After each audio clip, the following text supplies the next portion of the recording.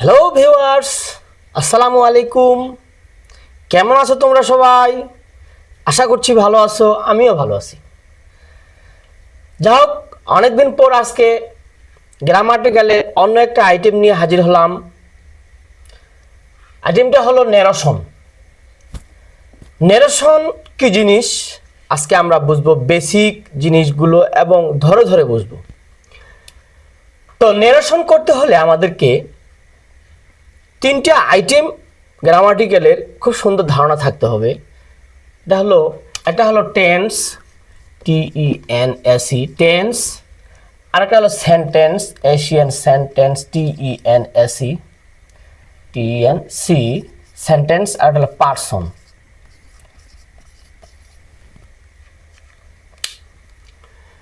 এই তিনটে grammatical item যদি আমরা ভালো করে না জানি তাহলে কিন্তু নেরেশন করা সম্ভব না। অনেকে বলে যে গ্রামার ছাড়াই নেরেশন শেখাবো, এই সেই। আসলে সেটা আমার মনে হয় এই তিনটে আইটেম ছাড়া নেরেশনের কোনো জায়গায় আমরা ভালো পরিষ্কার ধারণা পাবো না। তো আমাদেরকে নেরেশন বুঝতে হলে নেরেশন আসলো কোত্থেকে? নেরেশন মূলত নেরেট শব্দ থেকে আসলো। নেরেট অর্থ হলো বর্ণনা। তাহলে নেরেশন অর্থ এখানে আমি লিখছি উক্তি, আর নেরেট শব্দের অর্থ হলো বর্ণনা। আমরা এখন নেরেশন শব্দের পুরোটাই অর্থ বলবো উক্তি বা বর্ণনা। যাও, এরপরে আমরা এখন নেরেশনের ভাগ সম্পর্কে বুঝবো এবং নেরেশন কি জিনিস সেটা বেসিক জিনিস থেকে আমরা এখন আলোচনা করব। নেরেশন দুই প্রকার। সবাই আমরা জানি নেরেশন দুই প্রকার। একটা হলো ডাইরেক্ট নেরেশন, আর একটা হলো ইনডাইরেক্ট নেরেশন। ডাইরেক্ট অর্থ হলো প্রত্যক্ষ, আর ইনডাইরেক্ট হলো পরোক্ষ। আমরা জানি ডাইরেক্ট কি জিনিস আর এই ইনডাইরেক্ট কি জিনিস, এটা সম্পর্কে একটু বলছি। ডাইরেক্ট হলো বক্তার কথা অবিকল হুবহু উদ্ধৃত থাকে। যেমন he said to me I am ill. বক্তার কথা হুবহুব তার মুখ দিয়ে, নিজের মুখ দিয়ে হুবহুব উদ্ধৃত করা হয়েছে এখানে। He said to me I am ill, এখানে আমি ধারণা পাচ্ছি। দেখো, উদাহরণ দিলে বুঝতে পারবা। He said to me I am ill. এইখানে একটা জিনিস মনে রাখবা যে এইখানে এই যে বক্তা, এই বক্তা এই কথাটা হুবহুব বলছে নিজের ভাষায়। ডাইরেক্ট বক্তার কথা অবিকল হুবহুব উদ্ধৃত করা হয়েছে এখানে। আর যখন আমরা ইনডাইরেক্ট বলবো তখন এটা হবে পরোক্ষ। যখন কোনো বক্তার কথা অন্য কোনো ব্যক্তির মতে প্রকাশ করা হয়, অন্য কোনো ব্যক্তি বলবে তখন আমরা বলবো ইনডাইরেক্ট নেরেশন। ডাইরেক্টটা হলো প্রত্যক্ষ আর ইনডাইরেক্ট হলো পরোক্ষ। যেমন ইনডাইরেক্ট যদি আমরা এটা করতে যাই, এই সেন্টেন্সটা এটা হলো ডাইরেক্ট।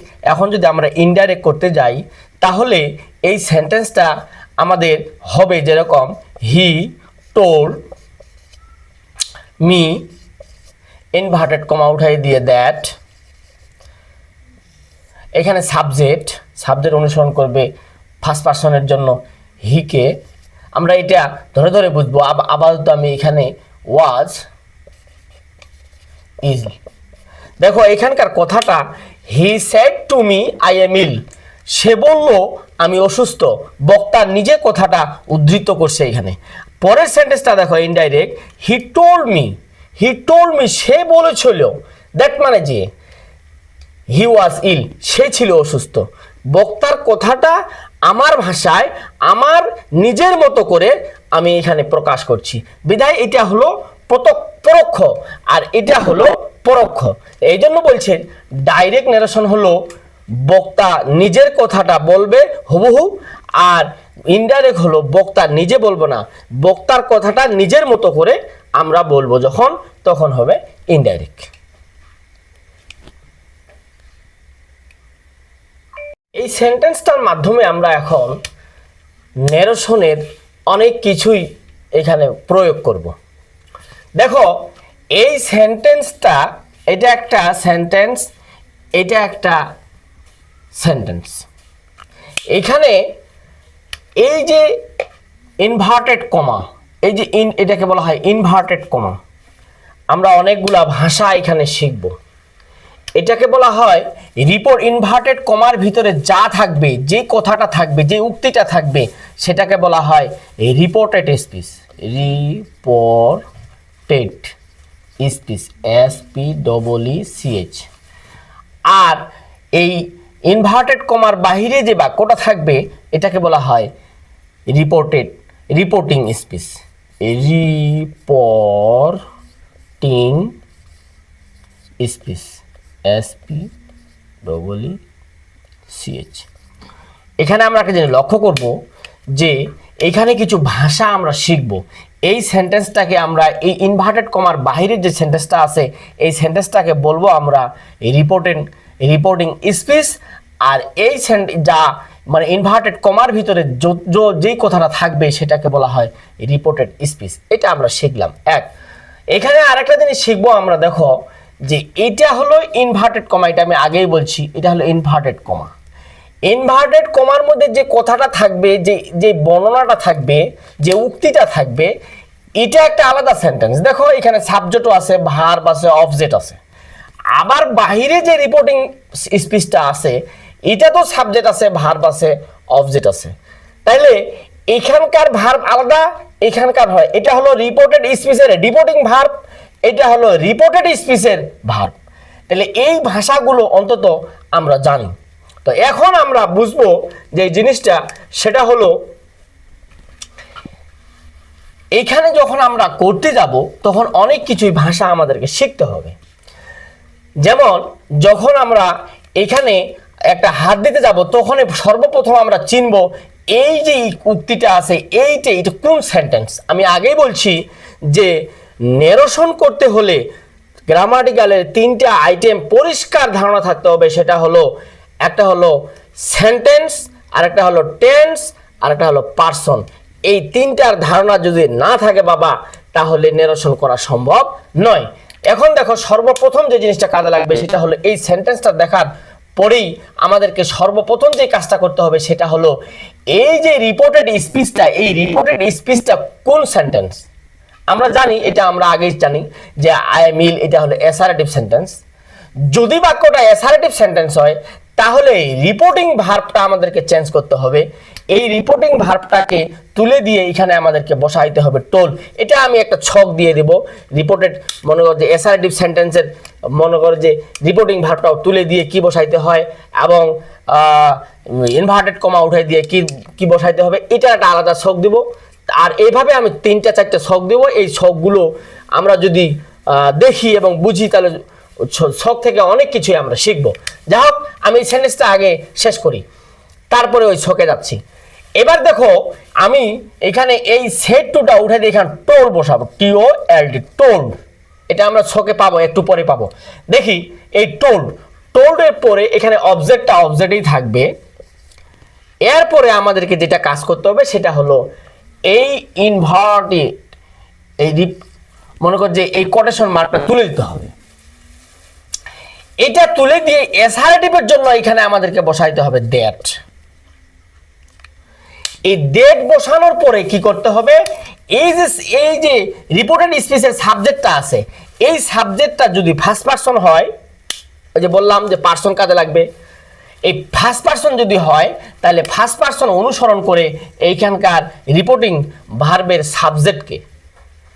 আর যদি সেকেন্ড পারসন হয় তাহলে অনুসরণ করে রিপোর্টিং ভার্বের অবজেক্টকে।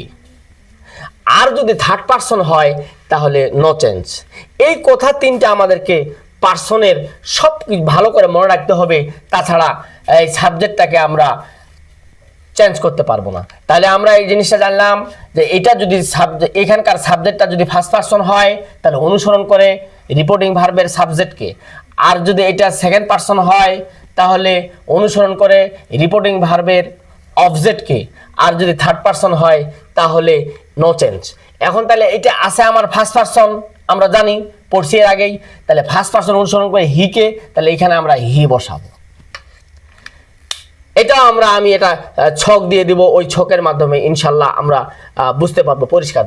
এখন দেখো এখানকার টেন্স অনুযায়ী এই ভার্বটাকে চেঞ্জ করব। এটাও আমি একটা ছক দিয়ে দেব, ওই ভার্ব থেকেই আমরা ছক দিয়ে ইনশাল্লাহ বলতে পারবো। এই ভার্ব এইখানে ভার্বকে অনুসরণ করবে, এটা হয়ে যাবে ওয়াজ। কিভাবে ওয়াজ হবে আমরা ছক দিয়ে আমি বুঝাই দেব। তারপরে অবজেক্টটা ইল করতে ইল। আমরা জানলাম যে এইখানের কিছু ভাষা আমাদেরকে বুঝতে হলে অবশ্যই ছক আমাদেরকে পরিষ্কার ধারণা পেতে হবে। এখন আমরা 4টা ছক আমরা এখানে দেখব। এই ছকগুলো অনুযায়ী এই সেন্টেন্সটা এরকম একটা সেন্টেন্স আবার নিচে আমরা আলোচনা করব। আগে ছকগুলো দেখি।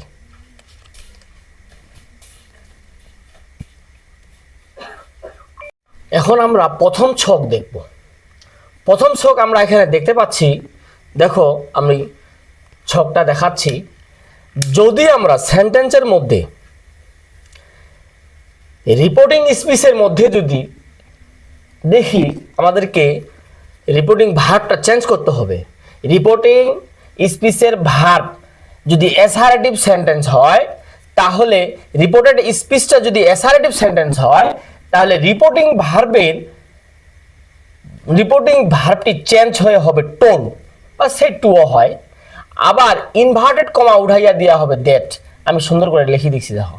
যদি আমরা ইন্টারোগেটিভ পাই, সেন্টেন্সটা যদি আমরা রিপোর্টেড স্পিচটা যদি আমরা ইন্টারোগেটিভ পাই, তাহলে রিপোর্টিং ভার্বটি চেঞ্জ হয়ে আস্ট হয়ে যাবে যদি আমরা ইন্টারোগেটিভ পাই। আর ইনভার্টেড কমা উঠাইয়া দিয়ে আমরা ইফ বসাবো। আর যদি আমরা ডাব্লিউএস কোশ্চেন পাই, তাহলে আমরা ডাব্লিউএস কোশ্চেন দিয়েই শুরু করব, ইফ আর বসবে না এখানে। যদি আমরা ইম্পারেটিভ সেন্টেন্স পাই, তাহলে এখানে দেখো আমি 3টা ভার্ব লিখছি। একটা হলো রিকোয়েস্টেড, একটা অর্ডার, একটা হলো অ্যাডভাইস। রিকোয়েস্ট আমরা কখন বসো আমরা জানি। রিকোয়েস্ট কখন হয়? যদি অনুরোধ করে, বাক্যটা যদি অনুরোধ বুঝায়, রিপোর্টেড স্পিচটা যদি অনুরোধ বুঝায়, তাহলে আমরা রিকোয়েস্ট বসাবো। আর যদি অর্ডার বুঝায়, আদেশ, তাহলে আমরা অর্ডার বসাবো। আর যদি উপদেশ দেওয়া বুঝায়, তাহলে আমরা অ্যাডভাইস বসাবো। এই জিনিসটা ভালো করে আমাদেরকে মনে থাকতে হবে। এখন ইনভার্টেড কমা উঠাইয়া দিয়ে আমরা বসাবো টু। আর আমরা জানি যে ইম্পারেটিভ সেন্টেন্সে কখনো লেট দিয়ে শুরু হয়।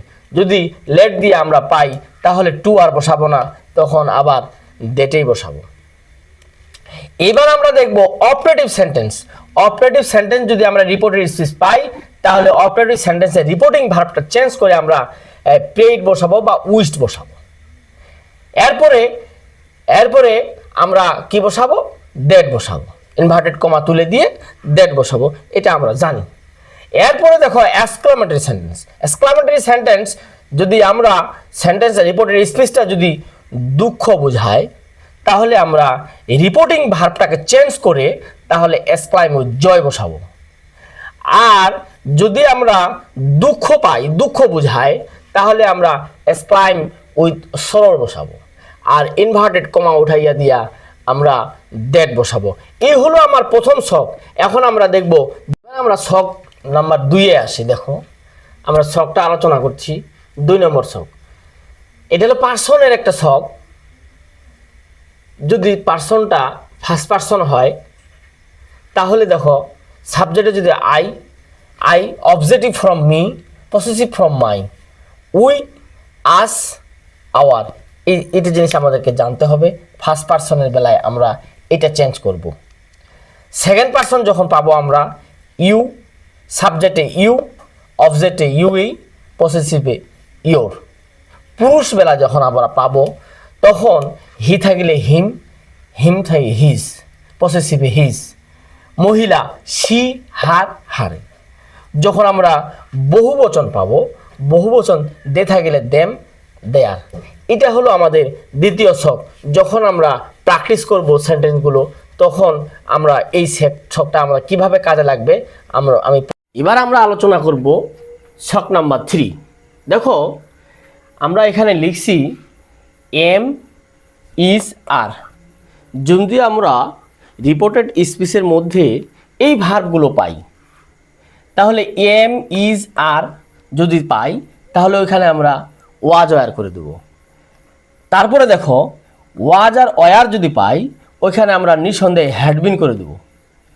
পরে দেখো হ্যাভ আর হ্যাড যদি পাই, তাহলে ওইখানে হ্যাড করে দেব। ভার্ব ওয়ান যদি পাই ভার্ব টু করে দেব, মানে ভার্বের বেস ফর্ম যেটাকে বলা হয়, আর বেস ফর্মটাকে কি করে দেব, ভি টু পাস্ট টেন্স করে দেব। পাস্ট টেন্স যদি থাকে, ভি টু যদি থাকে, আমরা হেড প্লাস ভি থ্রি করে দেব। সেল উইল থাকলে কুড করে দেব, সেলের জায়গায় শুডও বসা যায়, সেল উইল থাকলে দুটারে মিলে কুড বসা যায়। মে থাকলে আমরা মাইট করে দেব, ক্যান থাকলে কুড, আর মাস্ট থাকলে হেড টু। মাস্ট থাকলে হেড মাস্টও বসা যায়, কিন্তু আমরা মাস্ট থাকলে হেড টু এ বসাবো। এই ছিল আমার 3 নম্বর। এবার দেখব আমরা 4 নম্বর ছক। দেখো এখানে আমি লিখছি যে ডাইরেক্ট স্পিচে যদি আমরা এই ছকে এই কথাগুলো পাই, ওয়ার্ড চেঞ্জে, অবজেক্টে, তাহলে আমরা কি করব? যদি আমরা এখানে দোজ পাই, ডিজ পাই, দোজ করব। কাম পাই, গো করে দেব। টুডে থাকলে দ্যাট ডে করে দেব। টুমোরো থাকলে দ্য নেক্সট ডে করে দেব। লাস্ট ইয়ার থাকলে দ্য প্রিভিয়াস ইয়ার। ওয়েস্টারডে থাকলে দ্য প্রিভিয়াস ডে। আবার দেখো নাও থাকলে দেন, এগো থাকলে বিফোর, দিস থাকলে দ্যাট, হিয়ার থাকলে দেয়ার, নেক্সট ইয়ার থাকলে দ্য ফলোয়িং ইয়ার। এই ছিল আমাদের 4টা ছক। এই ছকগুলো যদি তোমাদের খাতায় তোমরা নোট করে রাখো, তাহলে এখন যে আমরা প্র্যাকটিস করব, আমরা যে বোর্ডে এখন প্র্যাকটিস করব, এই ছকগুলো কাজে লাগবে। এই ছকগুলো প্রত্যেকটা ছক আমার এখানে কাজে লাগবে। এখন আমরা প্র্যাকটিস করব, এই ছকগুলো কিভাবে কাজে লাগায় আমরা দেখব। এবার আমরা আলোচনা করব। দেখো একটা সেন্টেন্স লিখছি আমি, Roni said to Salma, I shall meet you here. দেখো আমি যে 4টা ছক তোমাদের দিলাম, এই ছক অনুযায়ী সেন্টেন্সটা কিভাবে আমরা ইজিতে করে ফেলি। সর্বপ্রথম আমি বলছি, সর্বপ্রথম এই ডাইরেক্ট ন্যারেশন থেকে ইনডাইরেক্ট করার সময় সর্বপ্রথম যে কাজটা হলো, এই রিপোর্টেড স্পিচের মধ্যে যে উক্তিটা থাকবে, এটা কোন সেন্টেন্স, এটা আগে আইডেন্টিফাই করতে হবে। তো আমরা জানি এই সেন্টেন্সটা অ্যাসারেটিভ সেন্টেন্স। যদি অ্যাসারেটিভ হয় তাহলে আমাদের করণীয়, আমরা ছকে দেখছি এখানে রনি সেই টু উঠে দিয়ে টোল, টোল সালমা, সালমা। তারপরে আমরা জানি এই কমা উঠাই দিয়ে দ্যাট। এখন আমাদের কাজ হলো যে এই সাবজেক্টটা আমরা ছকে দেখছি, সাবজেক্টটা যদি ফার্স্ট পারসন হয় তাহলে অনুসরণ করে এই সাবজেক্টকে, রিপোর্টিং স্পিচের সাবজেক্টকে। আর যদি এই সাবজেক্টটা যদি সেকেন্ড পারসন হয় তাহলে অনুসরণ করবে এখানে অবজেক্টকে। আর যদি থার্ড পারসন হয়, আমরা জানি তা থার্ড পারসন হলে নো চেঞ্জ। তাহলে সেই অনুযায়ী এটা ফার্স্ট পারসন এই সাবজেক্টকে যদি অনুসরণ করে তাহলে আমরা এখানে সাবজেক্টটার প্রোনাউন পাবো হি, গেল সাবজেক্টের কাজ। এইবার আসো আমরা ছকে দেখছি সেলের পরিবর্তে কি হয়, সেল, আর উইল এর পরিবর্তে হয় উড, WOULD, উড। তারপরে এই ভার্বের কোনো আলোচনা নাই, এই ভার্ব যা আছে তাই বসাও। তারপরে দেখো আরও একটা আমরা সেকেন্ড পারসন পাইছি, এইটাকে আবার অনুসরণ করাবো এই যে সালমাকে। দেখো এটা হলো জায়গাটা হলো অবজেক্টের, তাহলে এর পসেসিভ ফর্ম আমরা ছকে দেখতে পাচ্ছি। এখানে এটা সালমাটা হলো মহিলা, মহিলার জায়গায় আমরা দেখো ওই ছকে দেখতে পাচ্ছি ওইখানে হার আছে, তাহলে এখানে হার বসাবো। আর আরেকটা ছকে আমরা দেখতে পাচ্ছি হিয়ার থাকলে কি হয়, দিয়ার, এখানে দিয়ার।